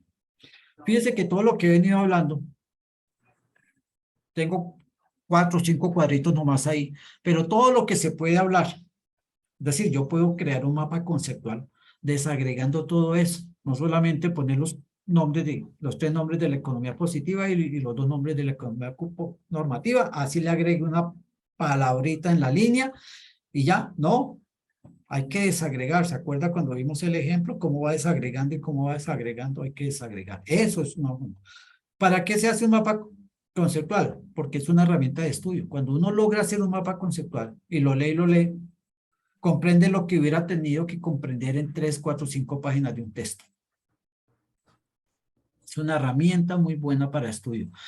No solamente tómenlo, no lo tomen como tarea del Fundamentos de Economía, sino en los demás cursos que tengan que aprender algo, van leyendo y van armando un mapa conceptual y verán que se aprenden las cosas mucho más fáciles. Lista la segunda tarea. Mapa conceptual de la división de la economía. La tercera tarea es la más fácil, pero la que más dificultad le da a los estudiantes. Y es la más fácil de entender. El famoso flujo circular de la economía. Yo he venido hablando que existen unos agentes de la economía, que cada agente tiene una función dentro del concepto de economía. La economía se basa en ¿qué? Producir bienes y servicios para satisfacer las necesidades de las personas. ¿Cierto? Eso fue lo primero que dije. De eso se trata la economía. ¿Y que quiénes producen los bienes y servicios? Las empresas, agente. ¿Quiénes son los que tienen que satisfacer las necesidades? Las familias, las personas. ¿Sí? Y que había un tercer agente Estado que intervenía, que va a ser tema de la siguiente tarea, funciones del Estado, que intervenía, ¿sí? Para que la economía se mantenga y esa relación entre empresas y familias fluya de la mejor manera posible para que todos estén bien. Las empresas les vaya bien y las personas tengan trabajo y satisfagan todas sus necesidades. Ese es el objetivo de la economía. Entonces ya voy teniendo elementos para armar este famoso diagrama.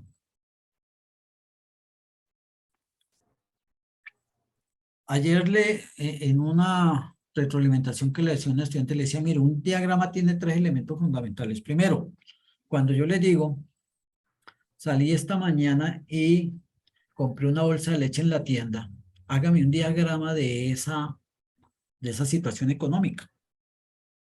Todos los días le dije, tenemos situaciones económicas a cada ratico. Cogí el bus, una situación económica. Antes de entrar a la empresa a trabajar, me compré un chicle, otra situación económica, ¿sí? Lo que estoy haciendo en la empresa es otra situación económica. Todos, a todo momento. Entonces, tres aspectos fundamentales para elaborar un diagrama. Primero, identificar qué agentes intervienen. Eso que dije que salí a la tienda y compré una bolsa de leche. ¿Cuáles agentes intervienen ahí?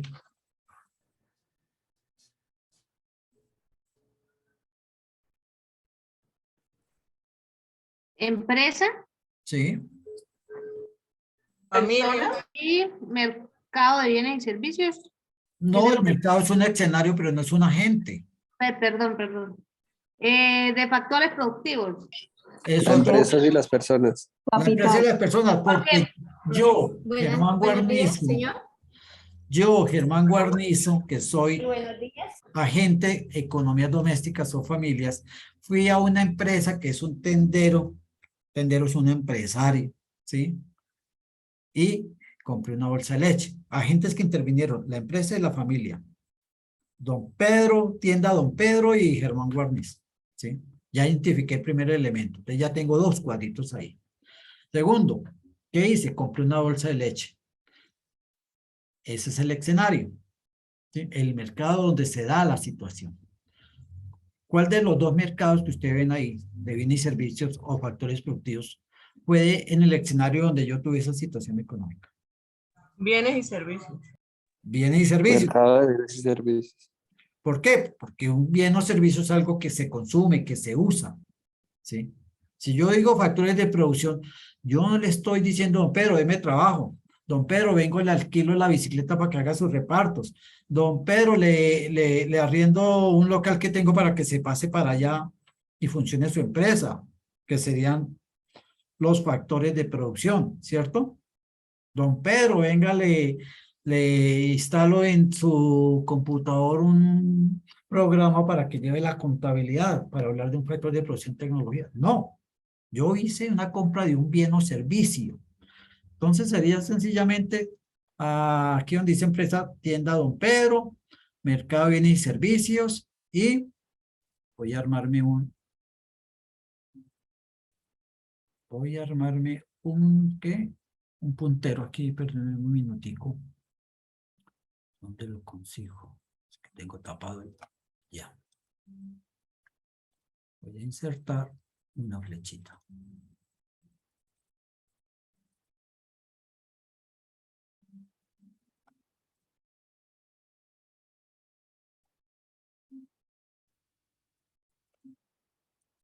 Y lo voy a copiar aquí donde está yo viendo el... Se me hizo el flujo.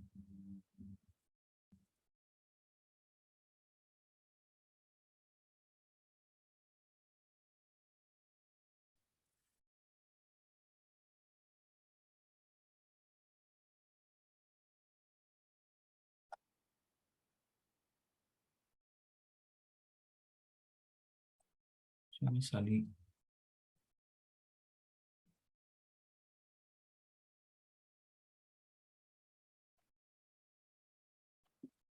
Entonces, aquí está, don Pedro. Ya identifiqué, segundo elemento que identifico. Lo primero que identifico, los agentes, don Pedro y Germán Guarnizo. Segundo elemento que identifico, fue en el mercado, bienes y servicios. Tercer elemento que tengo, ¿cómo es la circularidad? Porque se llama flujo circular. Y la circularidad es muy sencilla. Don Pedro oferta una bolsa de leche, ¿sí? A la familia que vale 2.000 pesos, no, vale como 3.000 pesos. Y Germán Guarnizo paga a don Pedro 2.000 por la bolsa de leche. Ese es el sentido que me da la circularidad de la flecha. El sentido es que esta flecha va apuntando hacia acá. Es que tengo la flecha al revés. Esta flechita negra va apuntando hacia acá y recircula de vuelta, porque por todo bien y servicio nosotros tenemos que hacer un pago y vuelve acá. Entonces las empresas ofertan bienes y servicios que las familias demandan y las familias pagan. Por eso que demandaron y que ofertaron las empresas un valor. Y eso es lo que tengo que hacer con las 3 situaciones. Dibujar mi diagrama, pues, lo puedo hacer completo, siempre y cuando yo identifique, porque me llegan diagramas tal como está ahí, pero yo no sé qué es. Primer diagrama, no sé, pero si aquí me ponen tienda Don Pedro, los 3.000 de la bolsa de leche 3.000, y aquí tal persona pagó 3.000 por la bolsa de leche acá, yo ya sé que a pesar de que tenga los otros dibujitos, los otros mercados, eso no se tocaron, no me están diciendo nada, me están diciendo es la identificación de lo que dice el enunciado, en uno de estos.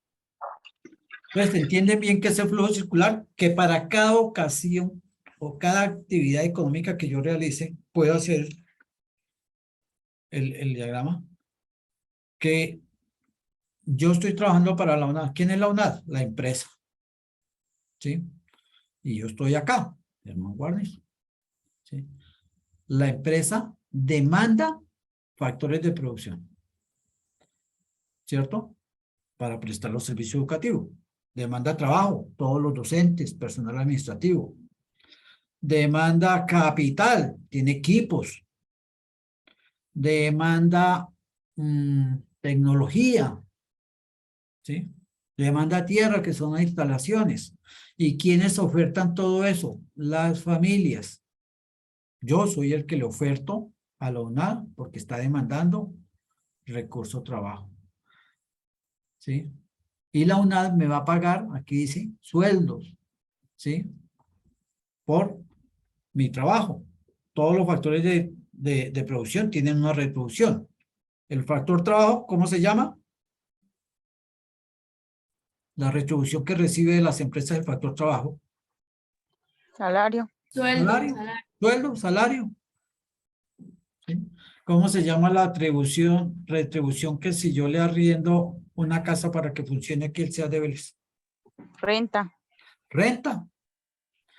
La tierra genera rentas, las instalaciones generan rentas. ¿Sí?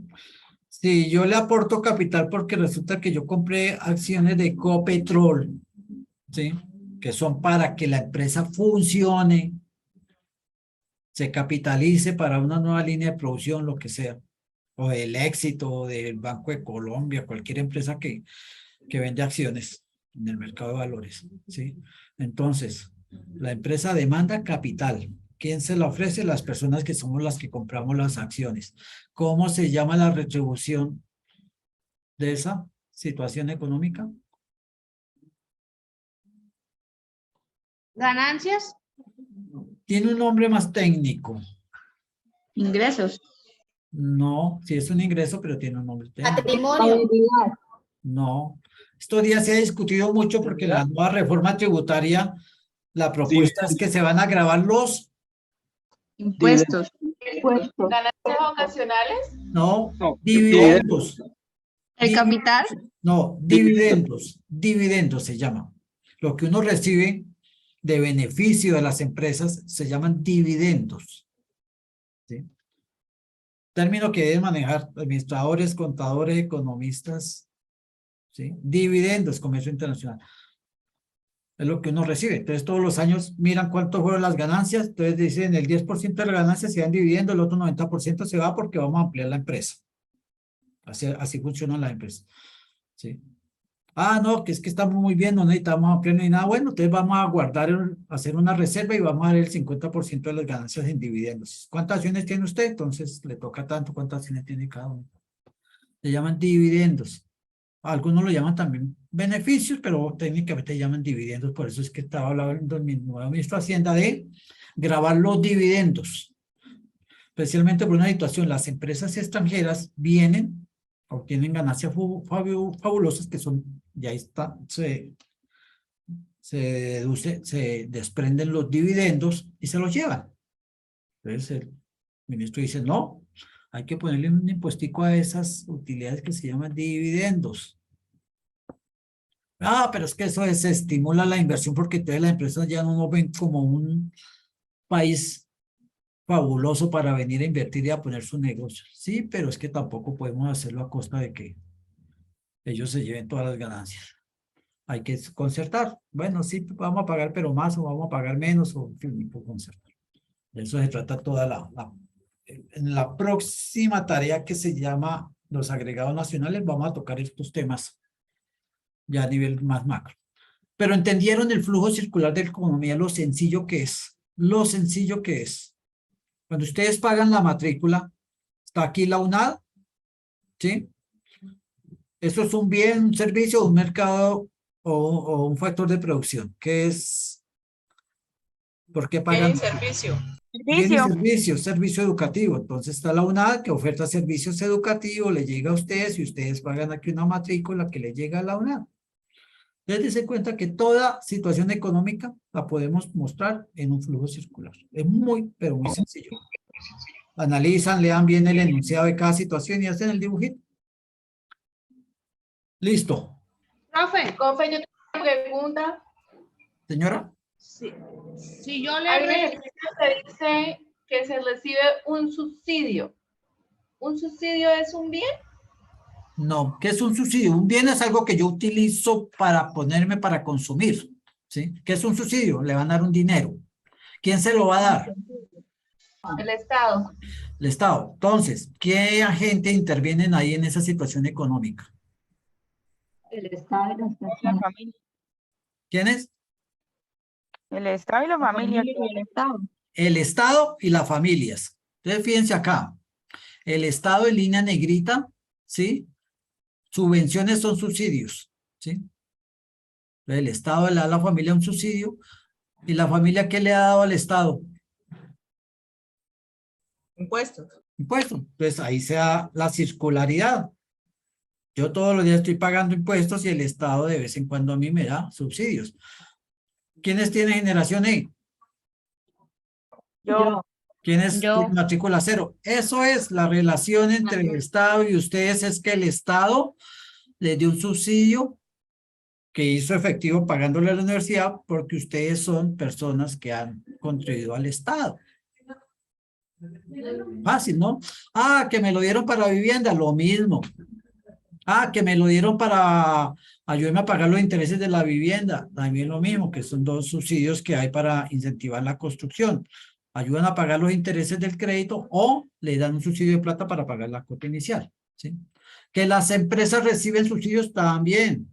Las empresas reciben subsidios. De hecho, durante la pandemia, ustedes mismos lo dijeron, las empresas recibieron subsidios. ¿Para qué? Para ayudar a pagar los empleados, la prima, ¿cierto? La seguridad social ¿Sí? disminuyó en parte la seguridad social también de la pensión. Subsidió como un 6% a las empresas. Claro, le dio plata a las empresas para ayudar a pagar esa es 3/4 parte de los costos de seguridad social que tienen que asumir ellos como empleadores. Entonces, fíjense que cualquier situación que se dé entre los agentes, yo puedo armar mi diagrama. Y eso es para entender cómo funciona la economía a nivel ya de cada cosita. Que todos los días hay miles de millones de situaciones que las puedo individualizar y hacer mi diagrama. Yo les voy a decir algo muy importante. No vayan a copiar y pegar. Que el Turnitin no nos muestra a nosotros casos como este, que el 95% viene copiado y pegado. Porque van a tener un cerito en la tarea que hayan copiado y pegado. Flujo circular de la economía. Qué belleza. Qué belleza, dice por ahí alguien, el flujo circular de la economía. Bueno, ¿entienden lo que les digo cuando hablo de que esto, 95%, 70%, 80%, les va a aparecer porcentaje porque mi nombre, el nombre de la universidad, la bibliografía, les va a aparecer. No se asusten si les aparece, ¿sí? Pero que no aparezca que todo el trabajo, pues, tenga estas características. Por ejemplo, estas. Cuando a mí me dice 50% de edumed.net, 24% de este otro sitio, es de donde yo saqué, copié y pegué, y me lo va a mostrar así, coloreado. ¿Sí? El estudiante no estudió, no lo puedo evaluar si aprendió o no aprendió, porque me está mostrando lo que otra persona dijo, no lo que él aprendió. Entonces, no lo hagan para evitarse sanciones. Créanme que en la medida en que van avanzando en el estudio se va volviendo más drástico esto. Ya hemos adelantado cerca de 25 procesos en la universidad de anulación de todo el proceso estudiantil por plagio. ¿Qué es eso? Nosotros a este nivel iniciando no lo llamamos plagio porque eso ya involucra iniciar acciones jurídicas. Lo llamamos grados de similitud. Es muy similar a algo que dijo. Todavía no lo llamamos plagio. No queremos que caigan en eso más adelante. Además que están dejando a un lado su Profe, proceso ahí de es cuando se aprendizaje. copia de un sitio web. ¿Cómo? O sea, ahí es cuando, por ejemplo, piden un texto con sus propias palabras y lo buscan por internet y lo copian. Sí, claro. Ustedes Y van a ya ver cuando cuando- es, por ejemplo, significados y eso no tiene nada que ver. No, va a haber palabras comunes, va a haber similitudes, porque es imposible que si yo escribo que, pues en muchos textos va a encontrar el que, ¿sí me entienden? Pero que haya cosas como esta, que aparece todo esto, es porque mire, todo esto azul, ¿de dónde fue copiado? De este tercero, el 10%. Todo esto rojo, 50%, es lo que me aparece aquí, que todo eso rojo fue copiado. Entonces no se asusten por el porcentaje, preocúpense por hacerlo en sus propias palabras. Cada docente encontrará, independientemente del porcentaje que aparezca el trabajo, él lo va a leer y va a mirar y va a determinar si hay párrafos completos copiados y pegados. Alguien me decía parafrasear, yo puedo parafrasear. Le dije, sí, usted puede parafrasear, pero parafrasear significa que utilizo frases de otra persona y tengo que emplear normas ZAPA para que no me quede como copia y pego. Porque cuando yo parafraseo y me aparece ahí sombreado, ¿sí? Y no coloco que es que eso lo tomé de tal persona, que es la referencia de norma ZAPA que yo debo colocarle, entonces como no estoy citando al autor, estoy cometiendo plagio. Sí, es sencillo.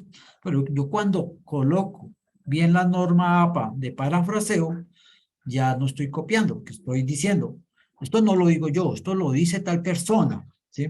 Pero eso significa que la otra parte que a mí me dicen, pero es que yo parafraseé bien con norma APA. Y dije, sí, pero se quedó ahí. Entonces yo no supe si usted entendió o no entendió. Diferente a cuando parafraseó por citar y referenciar, pero después me dice, eso significa que es esto, esto y esto y esto, ya en sus propias palabras digo, ah, sí entendió lo que está diciendo la otra persona y también seguramente eso fue también lo que estudió en otros textos. ¿Sí entienden la diferencia entre parafrasear con norma ZAPA y luego explicar en sus propias palabras eso que trajeron de un autor? A no hacerlo, no hacerlo significa que no me está respondiendo la pregunta, está respondiendo de manera técnica y adecuada lo de otra persona, pero no me está cumpliendo con el aprendizaje. Bueno, yo les voy a enviar aquí por el chat para hacer un... Dejo de compartir por ahora. Y les voy a compartir el enlace de asistencia antes de seguir con la última parte, que es que vamos a jugar a quien quiere aprender economía, que es algo así como quien quiere ser millonario. ¿Se acuerdan del programita? Entonces yo tengo un jueguito para que hagamos una retroalimentación. Y antes de eso, vamos a llenar el enlace.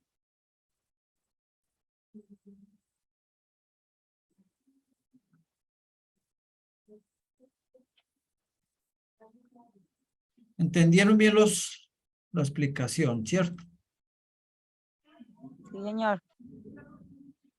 Este enlace, por favor, vayan llenándolo en la asistencia. Súper importante. ¿Todos los que están acá se inscribieron o hay alguien que no se inscribió? Obtuvo el enlace de algún lado y asistió y no se inscribió. Porque No me inscribí. Yo no me inscribí. bueno, si no se inscribió, no me va a aparecer en plataforma para ponerle los puntos. Así haya asistido y así me llene el enlace de asistencia. Porque tiene que inscribirse. Pues, Entonces, profe, yo me inscribí por la página que enviaron de la universidad. Se inscribe, cuando ustedes abren el curso, ahí debajito del nombre del curso está el sitio para inscribirse, ¿cierto? La mayoría lo hizo por ahí. Sí, Ahí, con que se inscriba ahí, ya quedó inscrito. Ese es el sitio para inscribir. Bueno. Nosotros Vale, en los muchas gracias, correos señor. les mandamos un PDF instructivo de cómo inscribirse, si ustedes lo vieron. Y así se inscribe. Y quien escriba ya entró a la plataforma y me aparece a mí en un listado donde voy a calificar los puntos más adelante. Entonces le ruego el favor a los que no estén inscritos que para poder tener los puntos se inscriban. Ojalá de una vez entre a la plataforma y se inscriban, ¿sí? Pero adicional me llenen el registro de asistencia, porque yo el lunes descargo ese registro de asistencia en un Excel donde están todos los que llenaron este enlace que les acabo de compartir, y con ese listado es que yo voy allá, lo busco, lo encontré que estaba inscrito y le pongo los puntos, ¿sí? Si yo lo Una encuentro, pregunta. señora. En la Escuela de Ciencias Económicas. ECACEN, sí. ECACEN, el tutor no es el tutor que ustedes tienen, sino el tutor soy yo, el que dicta la conferencia. ¿Sí? Periodo es el 1604, la sesión es la primera. ¿Sí? Entonces, les ruego el favor, vea, yo tenía 91 hace un momento y ya tengo 86, se fueron y si no se inscribieron. Este curso es Fundamentos de Economía.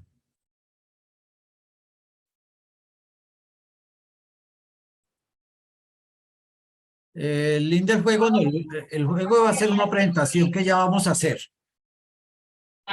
Profesor, ¿el grupo me lo puede recordar, por favor? Su grupo. Ay, voy a mirar si encuentro por acá un listado de los grupos.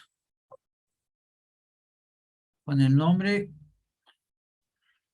Tienen que aprenderse el grupo que está de participantes al lado derecho de... ¿Cómo es el nombre? Irene Rojas. Irene Rojas. 474. Gracias, profe. ¿Sabe quién es tu tutor? Lo tengo apuntadito, es que en este momentico el apunte no lo tengo. Giovanni Sandoval. Bueno, gracias. Bueno, gracias. Ahora les voy a compartir otro enlace que es para que evalúen esta sesión. El tutor es el nombre suyo, ¿sí? Germán Guarnizo. El tutor no es el que tienen ustedes de acompañamiento, el tutor es quien hace el e-learning. ¿Y el grupo de curso? ¿Cómo es tu nombre? Yo lo busco. Tutor, una pregunta. Perdón, un momentico, ¿quién me pidió el grupo para buscar el nombre? Angie Gabriela Barrera. Angie, Daniela. Gabriela. Gabriela. Angie, ¿será que estoy escribiendo mal, Angie? En la plataforma yo aparezco como Ana Gabriela porque yo tuve problemas con el nombre, pero pues ya los estamos solucionando. En la plataforma. Profe, esto es primera sesión, ¿verdad? Sí, señora, la primera sesión. Ana Gabriela Barrera, 758. Tutor Liliana. ¿Alguien iba a hacer una otra? pregunta? Nombre del tutor, ¿cuál colocamos? Nombre del tutor, Germán Guarnizo, para todos. Atención, por favor. Sesión primera. Grupo, el grupo que ustedes pertenecen. Tutor, una pregunta. ¿Sí? El e-learning del 17 de septiembre, yo miro que es el mismo tema que estamos viendo hoy. ¿Se debe asistir? Me lo dije al principio, nosotros hacemos una réplica para los que hoy no pudieron asistir, de pronto tengan la posibilidad de asistir de hoy en 8 días. Los que asistieron hoy y quieren volver a repasar, pueden volver a asistir, ¿sí? Los que asisten hoy dentro de 8 días tienen 10 puntos. Los que asisten hoy pero no asisten dentro de 8 días tienen 10 puntos. Los que asisten dentro de 8 días, mejor dicho, asista una o a las dos son 10 puntos. Porque es una réplica para una oportunidad. Muy amable.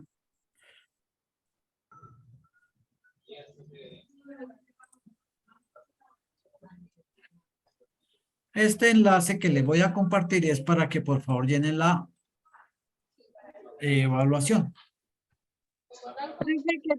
Yo todavía no me he podido inscribir. ¿Qué les sugiero? Alguien me dijo por ahí que no podía porque no veía el chat. Grave, porque si no lo puede copiar del chat para inscribirse más tarde si tiene problemas técnicos con el computador o algo. Es grave porque no sé cómo hacérselo llegar. El primer enlace es de asistencia. Ahí dice el nombre del formulario de asistencia y el otro es el de evaluación.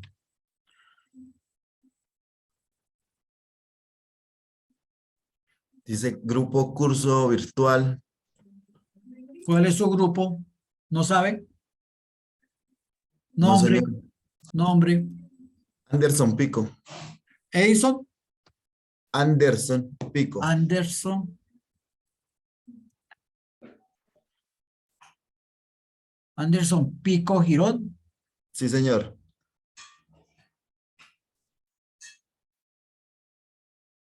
$2.72. Miren, muchos de los trabajos de otros cursos le van a pedir que el trabajo que entreguen, ese archivo lo nombren le coloquen su nombre y número de grupo. Tienen que aprenderse en cada curso en qué grupo están. ¿Dónde consigo yo el número del grupo? Cuando voy al lado derecho de mi curso y bajo hasta donde dice participantes y pico ahí, aparecen el número del grupo, pues código del curso, número del grupo o código del grupo y mis compañeros en ese grupo, porque tienen que aprenderse a qué grupo están.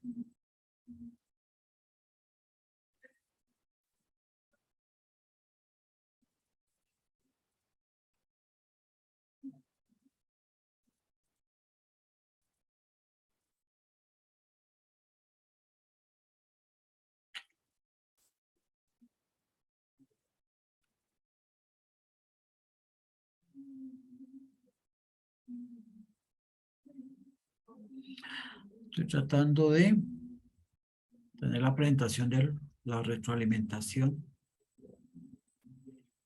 Voy a tener que cerrar sitios aquí.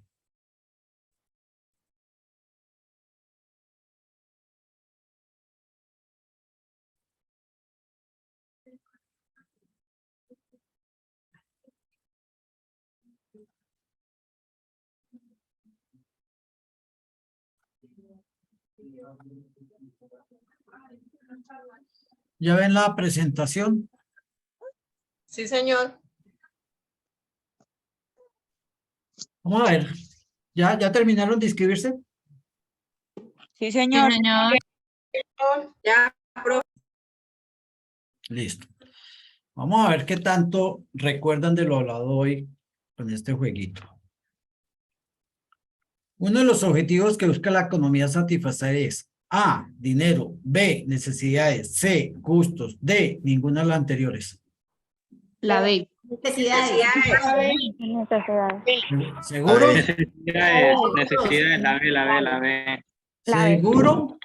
Sí. Última palabra. Sí, señor. Sí, señor. No van a llamar a ningún amigo ni miti. No. ¿Seguro? Última palabra. La B. Última palabra. Correcto. Organizaciones económicas que se constituyen como uno de los agentes de la economía. Colectivos sociales, congregaciones religiosas. Empresas. Empresas. Bueno, van bien.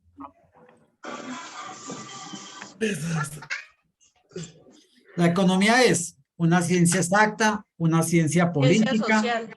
una ciencia social, una ciencia histórica. ¿Cuál? Una ciencia Ciencia social. social. Ciencia social. La C. La C. Aquí no es como en el IFE, ¿no? Solo sé que nada C y marcaban la C, ¿cierto?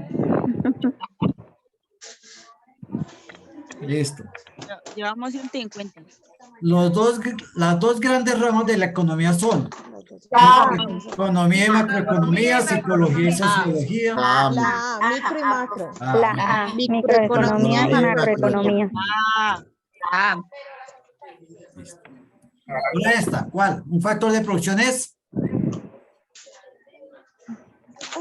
Dinero. Dinero. Dinero. La C. La C. Un factor de producción es la C. De dinero. O sea, tener yo dinero en el bolsillo ya es un factor de producción. Y si la plata me la gasto comprándome una paleta. Ya, acciones. Acción. Ah, aquí había que leer un poquito, ¿cierto? Porque el dinero como tal no es un factor de producción. Si yo salgo con 2.000 pesos, digo, ay, llevo un factor de producción acá y voy y me compro una paleta, no produje nada. Ya acabó el producto. Acciones. Perfecto. Acciones. Pero baño primero. Cuando baña la situación. La economía se denomina ciencia de la... De la escasez. La B. La B, escasez. La B. Bueno, están divididos. La B. Escasez, no B. Porque Escasez. Esa también la pregunta. La B, La B, escasez. Recuerda que por definición decíamos que la economía lo que busca es la buena administración de los recursos que son escasos. Ajá, La escasez. escasez. Limitada. Agente económico que oferta factores de producción. Empresas. Familia. Las empresas ofertan trabajo. Familia. Familia. Claro, los factores de producción los ofertan las familias. Acuerde que eso hace parte del diagrama y de las funciones cuando hablamos de las funciones de los diferentes agentes de la economía.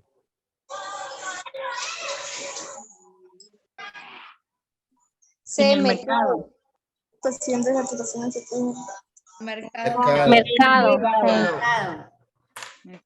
Mercado. Puede ser mercado de bienes y servicios, pero también puede ser mercado de factores de producción, ¿cierto?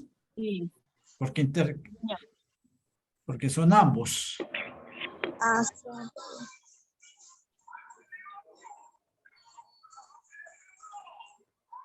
Capacitación. Trabajo. Trabajo. La D. Última palabra, la D. Trabajo. ¿Seguros? ¿Están seguros? Bueno, vamos a ver. La C. Trabajo, no capacitación. Ajá, su trabajo. Recursos humanos.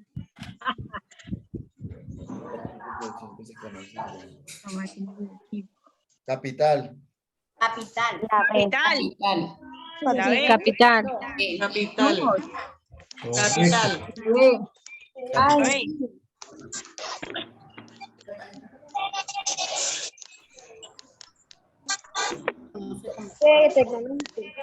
Tecnológico. C, Tecnológico.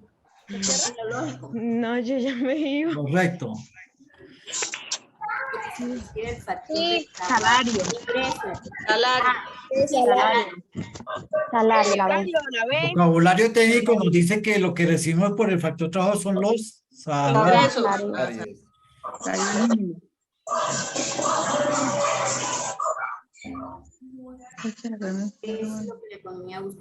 Recursos. Los recursos. La A. Correcto. Listo, bien, aprendieron. Sirvió la charlita. Bueno, esto era la actividad como lúdica de retroalimentación. Para recordar lo aprendido hoy, espero que les fue bien, no lo olviden. Ya tienen casi que todos los elementos para que ojalá les realicen los avances a sus tutores para que ellos los avalen y vayan haciendo la entrega o la oportuna. En la medida que ustedes terminen y que ya esté avalado por el tutor, ustedes pueden ya ir descargando la guía de la próxima tarea e ir revisando el material bibliográfico que hay que hacer, ¿cierto? Y así van avanzando rápido. No esperen para los últimos días, por favor. Bueno, me pasé 6 minutos, pero espero que haya sido muy fructífera esta jornada del B-Learning. Esa es la idea de este recurso. El lunes a todos ustedes, asistentes y no asistentes, inscritos y no inscritos, les haré llegar el enlace de grabación con la presentación que vimos hoy, para que tengan ahí también a la mano como material de repaso y estudio. Si no hay más preguntas, les agradezco mucho su participación. Espero que aprovechen también las otras recursos, CIPAS. Yo tengo a cargo solo 5 estudiantes todos aquí de les haré mis CIPAS el próximo sábado también, pero igualmente estén pendientes de la invitación que le hacen sus docentes a los CIPAS. Y esto va a funcionar para las siguientes 2 unidades, para los agregados nacionales y para el mercado. Siempre van a tener B-Learning, CIPAS, web conferencia y nuestro acompañamiento. Muchas gracias y feliz fin de semana. Dios te bendiga, gracias. Gracias, No, tutor. Amén. Muchas Gracias, gracias. profe, gracias. Gracias, tutor. Gracias. Amén. Muchas gracias, profe. Feliz fin de semana. Todos llenaron la asistencia, ¿no? Espero que todos lo hayan llenado. Sí, señor. Señor. Doctor, gracias, hasta luego. Gracias a todos.